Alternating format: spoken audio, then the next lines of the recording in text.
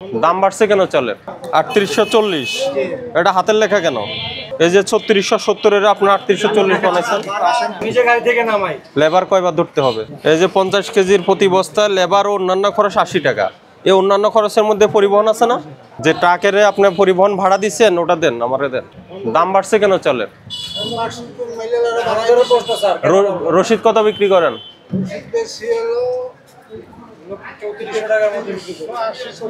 ওই 3900 টাকা। এটা কিসের দাম? মিনিকেট?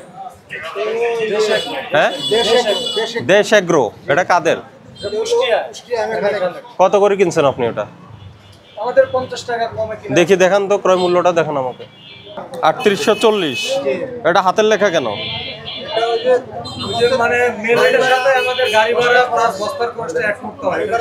আচ্ছা, বস্তাটা আমরা একটা অনুমান করি, আমরা বুঝলাম মানে, কিন্তু কই অরিজিনাল দামটা কই? এই যে 3670 আপনার 3840 বানাইছেন। এটা হচ্ছে ওদের মেল রেট দাম। হ্যাঁ হ্যাঁ। আর এই যে নিচে দেখেন ওজন বস্তা প্রতি 80 টাকা ওদের খরচ এক্সট্রা। কাদের খরচ? আপনাদের? এই খরচ আপনারা দেন? তো কত হলো? ঠিক আছে 3600। এদিকে দেন, আমি হিসাব করি। গাড়ি ভাড়া ধরতে হবে 80 টাকা। কি প্রতি বস্তায়? ওরা বললো 60 টাকা, ওরা বললো 60 টাকা, আপনি বললেন 80 টাকা। কোম্পানি এক এক রকম ভাড়া ধরে। চালটা কোথা থেকে আসছে সেটা দেখতে হবে। কুষ্টিয়ার ভাড়া 20000।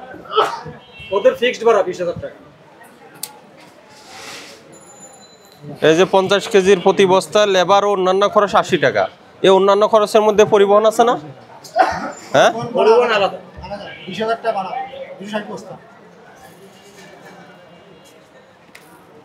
প্লাস হলো কত আপনার? 80 টাকা বললাম।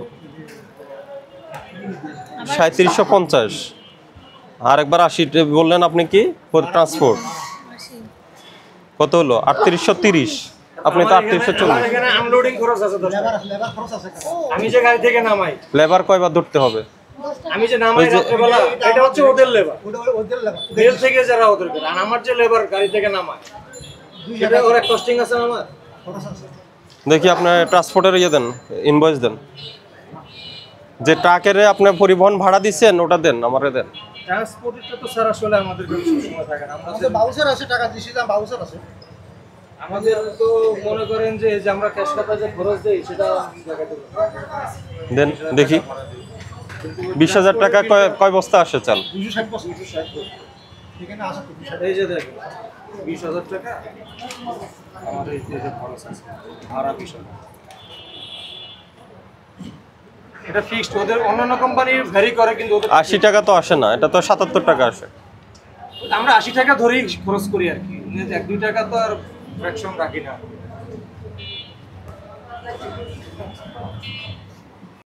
ইয়ে কোনটা? ওই যে মোজাম্মেল আছে। মিনিকেট রশিদ কত ক্রয় মূল্য পড়ছে আপনার? মিনিকেটের এটা আসলে রশিদটা আমরা কোম্পানি থেকে নিয়ে নেই, এটা আমরা। আচ্ছা, মঞ্জুরেরটা দেখি আমি। মঞ্জুরেরটা কত পড়ছে আপনার? লেখা আছে জিরাশাইল মিনিকেট না মঞ্জুরের? মঞ্জুরের মিনিকেটটার বস্তা জিরাশাল লিখে, মানে স্টোকার মধ্যে জিরাশাল লিখে, মানে মিনিকেটেরটাও জিরাশাইল লেখে।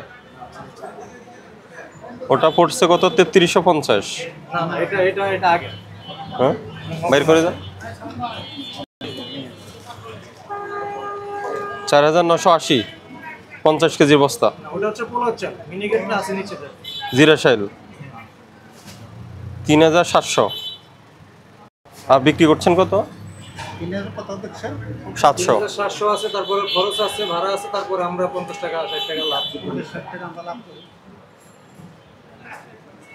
কিনা কত বিক্রি কত লেখা আছে? আপনি 3850 বিক্রি করছেন। দেখি এটা দেন, আপনার বিক্রিটা দেন।